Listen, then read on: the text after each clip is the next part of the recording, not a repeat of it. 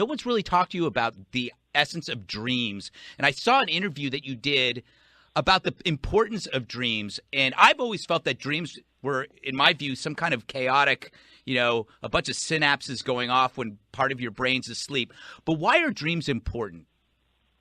Well, dreams are part of thinking. They're the forefront of thinking. So you might say that there are things that you don't know at all. Right. They're mysteries to you. You might not even know you don't know them. Right.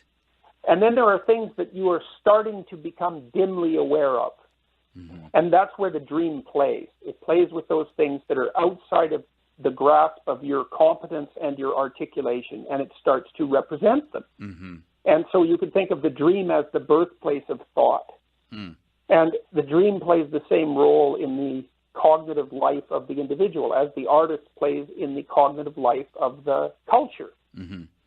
And so a dream is something that extends out into the unknown, and it's half unknown and half understandable. So it's a bridge between an absolute mystery and something that you can articulate. Mm-hmm. And so the dream has a function all by itself because it's doing this underground work that allows you to extend your personality across time, to extend and transform your personality across time. But if you can remember the dream and communicate it to other people and take it apart and elaborate upon it, then sometimes you can speed that process up. Mm-hmm.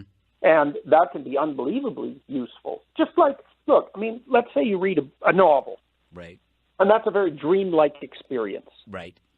And it can be perfectly a useful thing to do to read a novel, but it's also useful to read a novel and discuss it and think about it. Mm-hmm.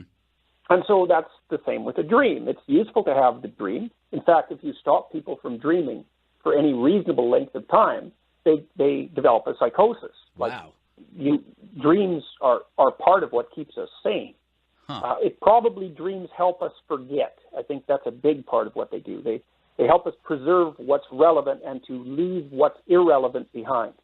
It's a very difficult, very, very difficult thing to do. It's funny. The dreams that I remember are ones that are toying with things that bother me. Like when I let my driver's license expire, every night I dream that there's an emergency and that I'm the only driver. that dream lasts until I get my driver's license renewed. Well, that's a really good example, because what the dream is doing is identifying a place of uncertainty, right? Because by not renewing your driver's license, you're making yourself vulnerable. Right. And the dream, if you wake people up when they're dreaming, the most commonly reported emotion is anxiety. Mm-hmm. And so the dream is always focusing on, you could think about it as holes in your wall of protection. Right. That's a reasonable metaphor. And it wants you to do something, at least know the holes are there. Right. It wants that. But it also wants you to do something about it because, you're actually rather interested in maintaining yourself across time. And these unconscious automatic processes, like dreams, are part of your package of survival mechanisms. So the dream is alerting you to a danger. And, it's funny that it says that you're the only driver, but what it's telling you is that there may be a circumstance where the fact that you don't have your driver's license actually turns out to be of crucial importance. Mm-hmm.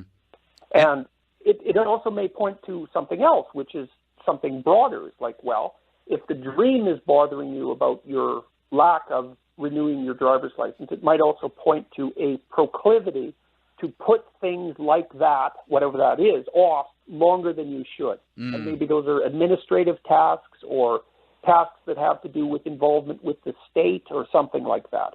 Wow. And so they can be pointers to a different domain of a tendency to avoid, let's say.